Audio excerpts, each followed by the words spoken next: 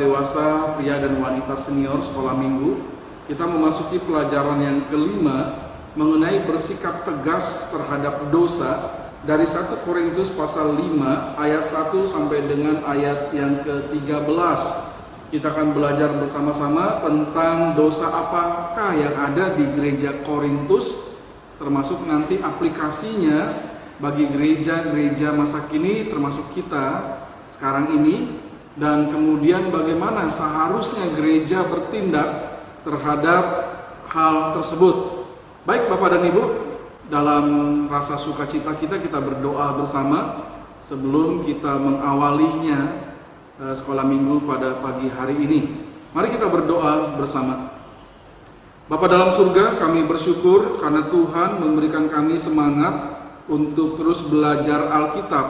Dan sekarang kami mau belajar tentang kedewasaan Kristen mengenai bersikap tegas terhadap dosa dari 1 Korintus pasal 5 ayat 1 sampai 13. Dan kiranya Tuhan membimbing kami dan kami memahami kebenaran firman Tuhan untuk kami lakukan dalam hidup sehari-hari.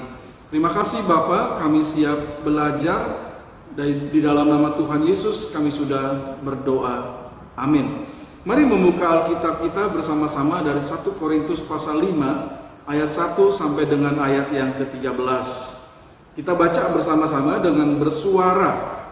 Mari, 1, 2, 3. Memang orang mendengar bahwa ada percabulan di antara kamu, dan percabulan yang begitu rupa seperti yang tidak terdapat sekalipun di antara bangsa-bangsa yang tidak mengenal Allah, yaitu bahwa ada orang yang hidup dengan istri ayahnya. Sekalipun demikian kamu sombong. Tidakkah lebih patut kamu berduka cita dan menjauhkan orang yang melakukan hal itu dari tengah-tengah kamu? Sebab aku, sekalipun secara badani tidak hadir, tetapi secara rohani aku hadir. Aku, sama seperti aku hadir, telah menjatuhkan hukuman atas dia yang telah melakukan hal yang semacam itu.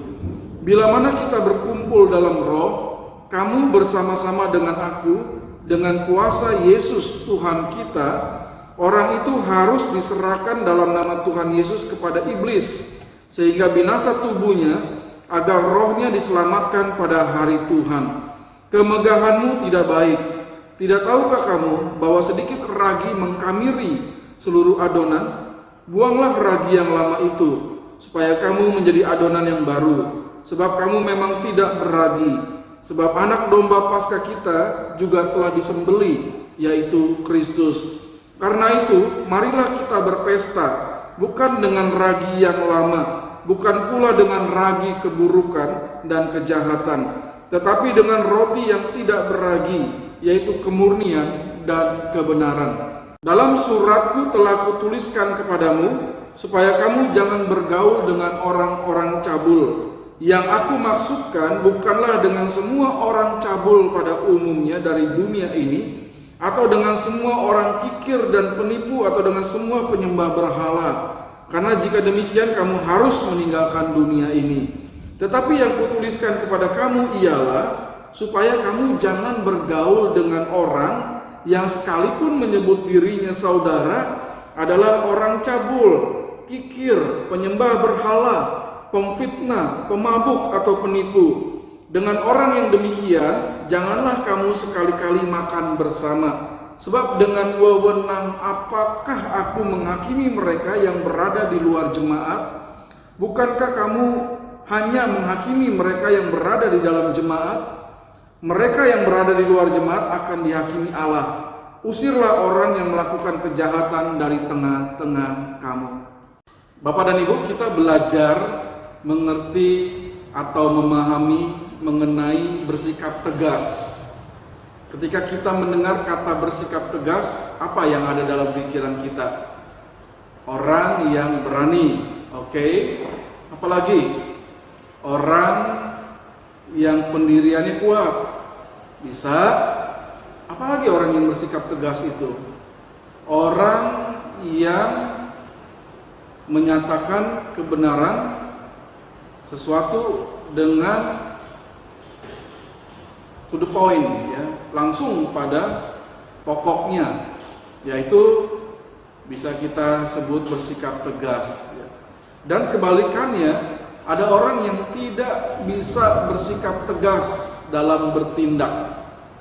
Kita sebutnya orang itu seperti apa? Orang yang pelin-pelan, ya. Orang yang gampang ikut arus. Kemana arus yang lebih deras, ya, dia ikut ke sana. Kemana pendapat yang lebih banyak, dia ikut ke sana, sekalipun itu salah. Nah, itu orang yang tidak tegas.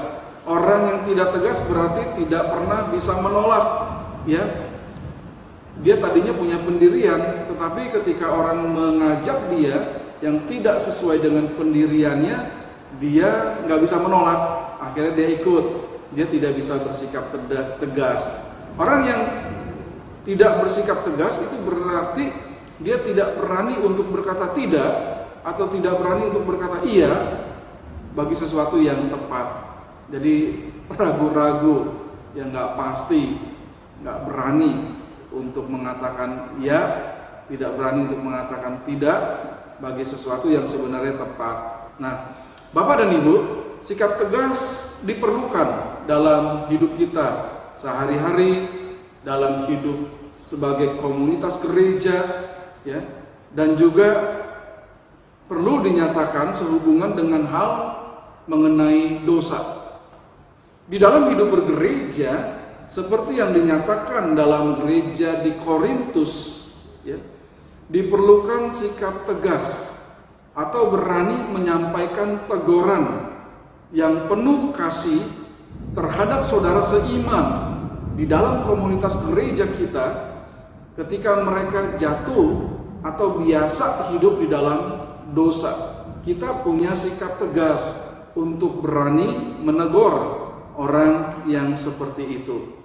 Namun kita perlu ingat, bersikap tegas itu tidak berarti bertindak semena-mena, ya, semau-maunya kita sendiri. Melainkan kita juga menaruh hormat kepada orang itu, kita menghargai hak orang itu, dan kita tetap memiliki kasih terhadap mereka. Baik bersikap tegas terhadap dosa, sehubungan jika hal itu terjadi di dalam komunitas gereja, apa yang harus dilakukan? Nah, firman Tuhan dalam 1 Korintus pasal 5 ayat 1 sampai 8 mengajarkan kepada kita bersikap tegas terhadap dosa itu berarti kita berani menerapkan disiplin rohani bagi orang yang telah hidup terus-menerus di dalam dosa itu.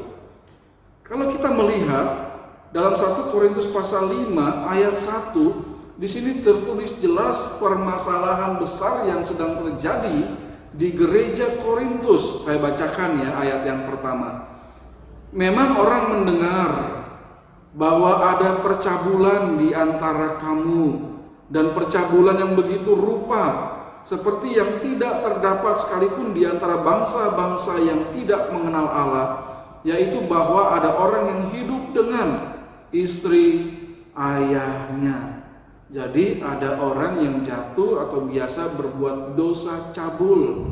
Orang itu hidup dengan, ya, melakukan hubungan secara suami istri dengan istri dari ayahnya. Memang ada yang menafsirkan istri dari ayahnya itu adalah ibu tirinya, bukan ibu kandungnya, ya. Ada orang yang mengatakan demikian. Dan istri ayahnya itu katanya bukan orang yang percaya. Ya, itu berbagai macam tafsiran, ya, perkiraan dari kata istri ayahnya tersebut. Namun yang jelas bahwa ada anggota gereja yang hidup dalam percabulan yang seharusnya tidak boleh dilakukan karena dia berhubungan seperti layaknya suami istri dengan pasangan dari ayahnya. Orang-orang yang tidak mengenal Allah tidak melakukan hal seperti itu. Hukum Romawi yang sedang berlangsung pada saat surat ini ditulis juga tidak membenarkan perbuatan yang demikian. Nah, kita bayangkan orang yang tidak mengenal Allah tidak melakukan apa yang dilakukan orang yang ada dalam gereja Korintus. Tentu hal ini sangat memalukan bagi gereja. Seluruh gereja menanggung akibat karena ada banyak orang yang mendengar tentang hal itu terjadi di gereja. Nah, Bapak dan Ibu, kita bisa bayangkan ya, kalau gereja Korintus itu seperti apa rasanya ketika ada orang yang hidup dalam percabulan seperti itu. Gereja dicela, orang-orang yang tidak percaya Yesus mencela kehidupan gereja. Anggota gerejanya seperti itu, kita aja nggak buat seperti itu. Jadi mereka mencela gereja. Gereja di Korintus tetapi tidak mempedulikan perbuatan dosa itu. Bahkan dikatakan mereka berpuas diri. Lihat ayat yang kedua, mereka sombong. Sekalipun demikian kamu sombong. Ada dosa yang begitu memalukan di dalam gereja, tetapi orang-orang gereja itu mereka bangga dengan kebebasan mereka. Ayo orang bebas, saya mau buat apa saja. Ya. Kamu sombong. Harusnya apa yang dilakukan? Berduka cita. Karena ada dosa di dalam gereja yang orang lain mencela gereja karena hal itu. Dan dikatakan menjauhkan orang yang melakukan hal itu dari tengah-tengah kamu. Jelas sekali, rupanya gereja di Korintus itu tidak berani bertindak atas hal ini atau terhadap orang yang sudah melakukan dosa tersebut. Mereka bangga-bangga aja, kami baik-baik aja, semua orang bebas kalau melakukan apapun juga. Tetapi mereka tidak melihat kepada gereja bahwa hal itu merugikan gereja. Yang pertama, memalukan gereja. Dan juga hidup rohani jemaat itu menjadi tidak baik karena mereka mendiamkan dosa percabulan tersebut. Bapak dan Ibu, saya ingin kita coba menjawab bersama-sama. Yang pertama, bagaimana sesungguhnya gereja harus bertindak bila ada dosa di dalam jemaat? Bila ada jemaat yang melakukan dosa yang nyata, orang luar gereja juga tahu, dan hal itu memalukan gereja, apa yang harus gereja lakukan? Tindakan apa yang harus diperbuat? Ya, tepat ya, bahwa gereja perlu berani tegas untuk memberitahu dosa yang diperbuat orang itu. Caranya, ya mintalah kepada Pak Gembala. Atau Pak Gembala kalau tahu langsung, hanya kadang-kadang terus terang ya, hal itu tersembunyi. Bahkan gembala mungkin tidak tahu. Namun kalau ada jemaat yang tahu, beritahu kepada gembalanya, Pak Pendeta, ada orang di dalam gereja kita yang hidupnya dalam dosa, perlu ditegur, dengan kasih menegurnya. Dan nanti Pak Pendeta datang, kalau dia masih belum bisa berubah, pendeta mengajak satu orang pemimpin gereja, dua orang pemimpin gereja kembali memberi arahan pada orang itu. Lalu kalau juga tidak orang itu mau bertobat, ya diberitahu kepada gereja bahwa pendeta sudah memberikan teguran, tapi orang itu nggak mau berubah, ya. Nah, kita melakukan semua itu dengan kasih, jangan sampai membuat orang itu menjadi direndahkan atau juga merasa disepelekan hingga dia marah. Enggak ya, kita melakukannya dalam kasih. Nah, yang kedua, apakah yang menyebabkan gereja dapat memegahkan diri padahal ada dosa di dalam jemaat yang tidak terselesaikan, seperti jemaat di Korintus? Apa yang menyebabkan gereja bisa berlaku seperti itu? Kesombongan. Firman Tuhan mengatakan kamu sombong. Secara rohani kamu sombong. Ya, kamu nggak peduli bahwa ada dosa yang terjadi di gereja, tapi kamu baik-baik aja, ya, suka-suka aja, itu terserah orang lain. Ya, saya enggak. Nah, itu yang menjadi gereja bisa memegahkan diri. Harusnya tidak boleh begitu. Nah, bagaimanakah tanggapan Rasul Paulus sebagai penulis surat bagi gereja di Korintus setelah dia mengetahui hal ihwal yang terjadi di dalam gereja itu?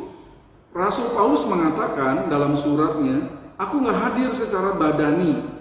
Ya, karena dia memang sedang tidak berada di Korintus, tetapi dia mengatakan dia menjatuhkan ya, hukuman atas orang itu yang sudah melakukan perbuatan dosa. Jadi tegas ya Rasul Paulus mengatakan demikian, dia menjatuhkan hukuman atas orang itu.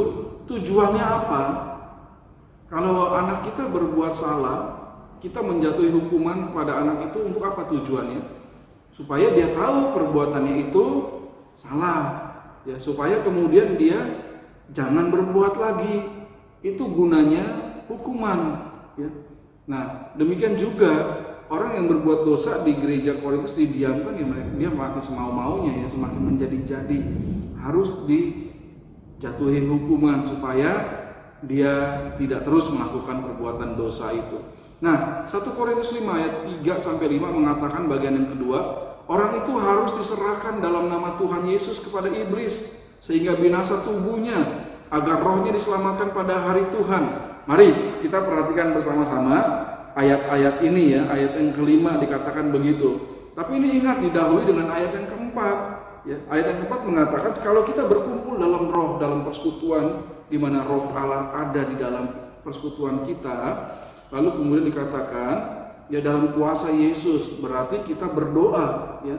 Mohon Tuhan Yesus bekerja, mohon Tuhan Yesus yang menentukan penyelesaian bagi orang yang berdosa ini. Nah, dikatakan orang itu harus diserahkan dalam nama Tuhan Yesus, ya, dalam doa kepada iblis. Maksudnya apa? Supaya orang itu, ya, perbuatan yang sudah dilakukannya itu kembali kepada wilayah iblis. Karena perbuatan itu adalah perbuatan dosa. Itu adalah wilayahnya iblis. Serahkan kembali orang itu kepada iblis. Perbuatan dosanya diserahkan kembali kepada wilayah iblis, ya. Nah, kata binasa tubuhnya mengandung makna tubuh itu daging, ya. Di dalam Alkitab seringkali, dan minggu lalu kita sudah belajar, daging atau tubuh jasmani yang itu seringkali diidentikan atau disamakan dengan dosa. Artinya supaya dosanya binasa, dosanya sudah habis. Kita sudah doakan bersama-sama supaya orang itu, ya, dosanya kembali kepada iblis dan dosa itu binasa, tidak ada pada orang itu, tidak berkuasa lagi, dan akhirnya rohnya diselamatkan, ya, pada hari penghakiman nanti. Semua orang begitu juga, saya juga sudah hidup dalam dosa, tapi ketika bertobat, ya nanti saya pasti diselamatkan roh saya dalam hari penghakiman itu. Jadi maknanya apa? Ada restorasi, ya, ada pemulihan bagi orang itu, ya. Didoakan, lalu orang itu diberikan disiplin rohani, ya, orang itu diekskomunikasi, dikucilkan untuk sementara dari gereja, tapi tidak disuruh jangan ke gereja selama-lamanya, bukan. Nah, itu ekskomunikasi. Kemudian gereja secara organisasi memikirkan bagaimana caranya memberikan disiplin rohani bagi anggota gereja yang hidup dalam dosa, dia memalukan Kristus dan memalukan saudara-saudara seiman dalam gereja. Gereja memikirkan, ya, apa saja yang perlu dilakukan. Jadi ada gereja yang mengekskomunikasi jemaat yang jatuh dalam dosa itu dengan cara dia tidak boleh mengikuti perjamuan Tuhan. Nah, ini rohani, ya. Bukankah firman Tuhan mengatakan ujilah dirimu sendiri sebelum kau makan roti dan minum air dari cawan Tuhan ini, ya, supaya kamu sadar apakah kamu benar hidup tidak berdosa, menjauhi dosa atau tidak, ya. Jadi ekskomunikasinya orang itu dilarang mengikuti perjamuan Tuhan. Lalu ada gereja juga yang mengekskomunikasi orang yang memalukan Tuhan dan gereja. Di dalam gereja itu dia tidak lagi dilibatkan dalam pelayanan gerejawi. Kalau orang itu menduduki jabatan tertentu di dalam kepengurusan gereja, maka orang itu diminta untuk mundur atau diberhentikan sementara waktu sampai dirinya pulih kembali. Nah, orang yang seperti ini dia harus sadar, ya, gereja menghukum saya bukan karena gereja itu jahat, tetapi karena kasih gereja kepada saya yang berdosa ini. Dan dia pasti menderita, ya, ketika diekskomunikasi oleh keluarga rohaninya. Lalu dia akan berpikir, saya mau memperbaiki diri, ya. Saya mau dibimbing kembali untuk hidup benar. Nah, disiplin gereja itu dilakukan bukan berarti untuk membenci, tetapi justru menunjukkan kasih sayang. Jemaat tidak ingin orang itu terus-menerus berada dalam dosa dan diperingatkan melalui disiplin gereja. Charles Spurgeon, dia menuliskan demikian, sangat dikasihi Allah tidak berarti tidak mendapat disiplin darinya. Saya dikasihi Allah. Kalau saya berbuat dosa dan terus-menerus jatuh dalam dosa itu, pasti Tuhan mendisiplin. Tujuannya Tuhan mengasihi, supaya kamu jangan terus-menerus jatuh dalam dosa itu, bangkit, perbaiki diri kembali. Nah, Alasan diadakannya disiplin rohani itu tertulis dalam 1 Korintus pasal 5 ayat 6 sampai 8. Apa saja? Yang pertama, alasan diadakan disiplin rohani, kesombongan jemaat itu yang tidak baik. Jemaat sombong ya. Sekalipun ada dosa di dalam dirinya, dia merasa baik-baik aja tuh. Kami hebat kok. Mereka sombong, itu nggak baik. Yang kedua, dosa yang didiamkan akan menjadi seperti ragi. 1 Korintus 5 ayat 6 sampai 8 ya, dalam adonan akan membuat melar adonan itu ya, membuat besar. Besarnya bukan besar yang positif tapi besar yang negatif di sini. Jadi di blow up ya berita tentang dosa di dalam gereja. Orang-orang di luar gereja akhirnya tahu dan hal itu memalukan gereja. Yang ketiga, ragi atau dosa yang bisa membuat seluruh gereja itu tercemar harus dibuang. Karena ragi itu membuat seluruh adonan jadi melar ya. Jadi tercemar, dan ragi atau dosa seperti itu harus dibuang. Dosa satu orang saja dalam gereja cukup untuk mengotorkan komunitas Kristen yang ada di dalam. Satu di dalam gereja itu mungkin ada 10.000 orang, tapi satu yang berbuat dosa itu mencemarkan keseluruhan komunitas Kristen itu. Yang keempat, dosa perlu dibuang ya, kemudian membuat adonan yang baru, yang murni, yang disebabkan Kristus telah memurnikan kita dari dosa. Kebenaran yang kedua menunjukkan sikap tegas terhadap dosa, yaitu dengan cara tidak bergaul dengan orang yang mengaku seiman tapi hidup terus-menerus di dalam dosa. 1 Korintus 5 ayat 9 sampai 13 yang tadi kita sudah baca. Bapak dan Ibu, mari kita pikirkan bersama-sama. Gereja tidak boleh bersikap ciut ya, atau tidak punya nyali untuk memberikan teguran bagi orang yang berbuat dosa ya. Termasuk kalau orang itu diistilahkan dalam gereja memiliki pengaruh yang kuat dalam gereja. Saya nggak tahu ya kenapa kok bisa ada orang yang begitu kuat pengaruhnya dalam gereja. Tetapi kalau orang yang memiliki pengaruh yang kuat dalam gereja memberikan hal yang positif itu baik. Gereja bertumbuh ya, karena orang mencontoh, dia menteladani. Tetapi kalau orang yang berpengaruh dalam gereja itu memberikan hal yang buruk bagi gereja, gereja bisa hancur ya. Mungkin saja di sebuah gereja ada orang yang punya pengaruh kuat. Orang ini yang sering kali berulang kali membuat gembala sidang itu dikeluarkan dari gereja. Bukan satu gembala, bukan dua gembala, 3 gembala. Pokoknya setiap gembala yang masuk dalam gereja itu orang itu yang mengeluarkannya, dan dia punya pengaruh kuat dalam gereja. Nah, seperti itu perlu ditegur. Ya. Mengapa dia selalu menjadi penyebab gembala sidang atau pendetanya keluar dari gereja itu? Dia nggak boleh menggunakan pengaruhnya untuk hal yang seperti itu. Nah, itu perlu ditegur. Gereja jangan ciut, ya, jangan punya nyali terhadap orang yang seperti itu. Tetapi gereja juga tidak boleh bersikap terlalu keras dengan menolak semua bentuk hubungan, termasuk dengan orang yang tidak percaya Yesus. Ya. Orang gereja merasa kita kan harus hidup tanpa dosa, menjauhi dosa. Nah, itu ada orang-orang di luar gereja yang berdosa, yang cabul, yang kikir, yang penyembah berhala. Oh, saya nggak mau bergaul dengan orang-orang seperti itu. Tidak, ya tidak. Rasul Paulus bilang dalam suratnya, kalau kamu berbuat seperti itu, tidak mau bergaul dengan orang-orang di luar gereja, kamu nggak lagi hidup dalam dunia ini. Biar bagaimanapun juga dunia banyak orang dengan macam-macamnya. Ya. Dan kita boleh punya hubungan dengan mereka. Hanya jangan sampai mereka mempengaruhi kita untuk menjauh dari Tuhan, tetapi kita yang membawa pengaruh untuk mereka. Nah, 1 Korintus 5 ayat 9 sampai 10 tidak membatasi orang Kristen untuk tidak punya hubungan dengan orang yang tidak Kristen. Mereka hidup dalam kegelapan, bukan berarti orang Kristen nggak boleh bergaul. Justru orang Kristen perlu menjadi terang di tempat yang paling gelap. Yesus mengatakan demikian ya. Kamu adalah terang dunia yang memantulkan terangku. Dan terang itu tidak boleh ditutup dengan gantang, tapi harus diletakkan di atas kaki dia dan menerangi semua orang. Jadi justru terang dibutuhkan di tempat yang paling tergelap di dunia ini. Kita ada di tengah-tengah setiap orang dunia untuk menjadi terang. Gereja dikatakan oleh firman Tuhan tidak dapat menghakimi orang yang di luar gereja, karena mereka nanti akan dihakimi oleh Allah. 1 Korintus 5 ayat 12 sampai 13a. Ya, kita tuh nggak bisa terhadap orang luar gereja kita, Tuhan Yesus bilang kamu nggak boleh merokok, kamu nggak boleh minum minuman keras, kamu nggak boleh mencuri dan lain sebagainya. Nggak bisa, ya. Nanti akan jadi masalah bagi gereja. Kalau orang itu melawan, orang itu bisa menghancurkan gereja. Dan firman Tuhan tidak menginginkan kita melakukan hal seperti itu. Mereka akan dihakimi oleh pemilik hidup mereka, yaitu Tuhan sendiri.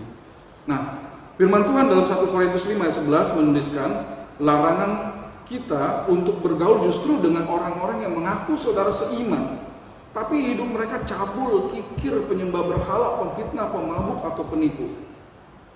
Jadi orang yang munafik, ya, orang yang pura-pura menjadi orang Kristen, menjadi bagian saudara dari kita, tetapi mereka tidak mau berubah dari kelakuan yang berdosa. Firman Tuhan bilang, janganlah bergaul sama orang-orang yang tidak pernah mau bertobat itu di dalam lingkungan komunitas keluarga rohani. Ya. Jangan bergaul dengan mereka, sekalipun orang itu adalah bagian dari gereja. Tidak boleh bergaul dengan mereka itu. Jadi firman Tuhan sangat mendidik kita. Kalau kita memang menjadi penyebab di dalam gereja itu yang nyata bahwa kita orang berdosa, bertobatlah, ya.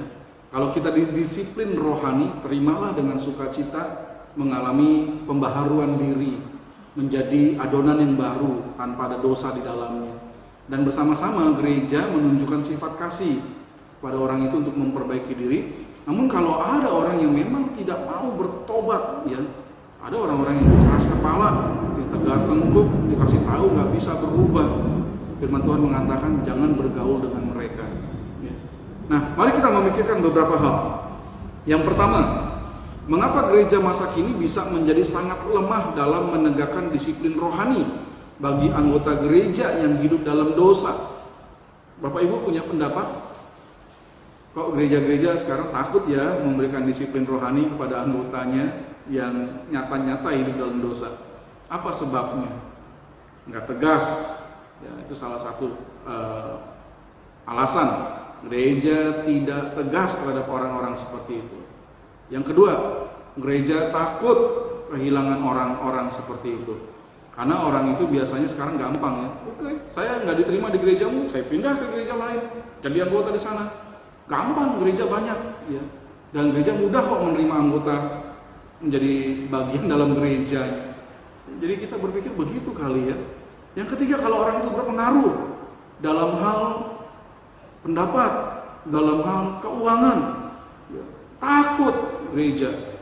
Jangan deh, nanti dia marah, dia nggak lagi melakukan sesuatu yang biasanya dilakukan bagi gereja. Oh, itu salah. Ya, gereja ini punya Tuhan. Tidak ada orang yang paling berpengaruh di dalam gereja dan menentukan segala sesuatu di dalam gereja baptis. Kita semua sama. Namun hanya jemaat memberikan kerelaan untuk dipimpin oleh gembala sidangnya yang memegang visi dan misi dari Allah bagi gereja. Ya, jadi pimpinan itu dimiliki gembala, tapi gembala juga menjadi sama semua dengan anggota gereja di dalam gereja baptis. Ya, nggak ada yang lebih istimewa di hadapan Tuhan. Semua sama. Jadi ya kita perlu belajar gereja.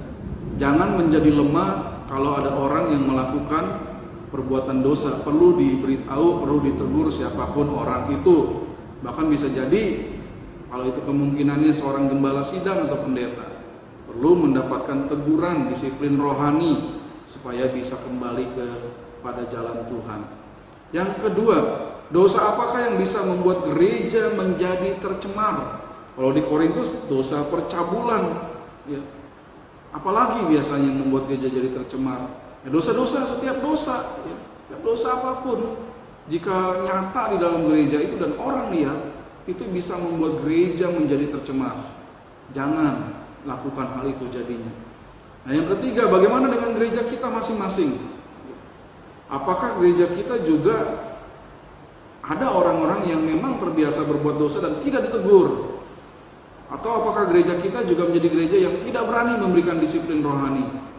Atau gereja sudah memberikan disiplin rohani dengan tujuannya kasih, ya. Adakah orang yang terus-menerus hidup dalam dosa? Jawab sendiri ya. Saya berpikir ya harusnya tidak ada lagi sebagai orang percaya ya. Jangan hidup terus-menerus dalam dosa, karena Tuhan tidak mau kita begitu, dan kita juga sebagai orang percaya membuktikan kita tidak terbiasa berbuat dosa ya. Bagaimanakah kita membawa gereja melakukan kebenaran firman Tuhan hari ini? Bersikap tegas terhadap dosa. Ada dua hal ya. Menerapkan disiplin rohani kepada orang yang berdosa sambil menjaga diri kita sendiri jangan sampai berbuat dosa. Dan yang kedua, kalau orang itu nggak mau bertobat, jangan bergaul dengan orang-orang yang semacam itu. Bapak Ibu, kita sudah belajar firman Tuhan bersama pada pagi hari ini tentang bersikap tegas terhadap dosa, ya, dari 1 Korintus pasal 5 ayat 1 sampai 13. Yang pertama, firman Tuhan mengatakan bersikap tegas dengan cara menerapkan disiplin rohani bagi orang yang memang berbuat dosa yang memalukan Kristus, mencemarkan gereja. 1 Korintus 5 ayat 1 sampai 8. Yang kedua, menunjukkan sikap tegas untuk tidak bergaul dengan orang-orang yang mengaku seiman tapi tetap hidup dalam dosa. 1 Korintus 5 ayat 9 sampai 13. Saya berharap gereja kita semua tanpa ragi dosa ya, tapi murni di dalam Kristus. Saya berdoa kalaupun kita jatuh di dalam dosa, kita segera bertobat supaya gereja tetap membawa kemuliaan bagi Kristus. Baik Bapak dan Ibu, kita sudah selesai mempelajari firman Tuhan pada pagi hari ini. Tetaplah sehat secara rohani, milikilah hubungan yang baik dengan Tuhan dalam doa, dalam pembacaan Alkitab, dalam hidup sehari-hari bersama dengan Kristus. Dan tetap jaga kesehatan jasmani kita di masa wabah penyakit seperti ini. Tetaplah kita mengenakan masker, face shield ya ketika bepergian, mencuci tangan, membasuh tubuh ya sering-sering mungkin, dan menjaga jarak satu dengan yang lain. Tetap sehat dan Tuhan kita permuliakan dalam hidup kita. Mari kita berdoa. Bapa dalam surga, terima kasih karena firman Tuhan mengajarkan kepada kami untuk bersikap tegas terhadap dosa. Ketika kami berdosa, kami mau ditegur, dan ketika ada orang yang berdosa, biarlah kami juga mau menegur orang itu dalam kasih, mendisiplin dia supaya kembali kepada Kristus. Bapak, seperti firman Tuhan juga ajarkan, kadang-kadang ada orang yang tidak mau bertobat dari dosanya, dan Tuhan mengajarkan jangan bergaul dengan orang-orang yang seperti itu. Tuhan, kami tahu bahwa Engkau mengasihi setiap manusia, dan Kau ingin juga kami mengasihi setiap manusia, dan kami ingin melakukan apa yang firman Tuhan katakan, membawa setiap orang kembali kepada Kristus. Terima kasih Bapa, dan hamba berdoa untuk setiap Bapa dan Ibu. Tuhan berkatilah hidup mereka, sertailah diri mereka, dan sehat senantiasa mereka terima. Sehat secara rohani, sehat secara jasmani. Terima kasih untuk pembelajaran Alkitab. Di dalam nama Tuhan Yesus kami sudah berdoa. Amin.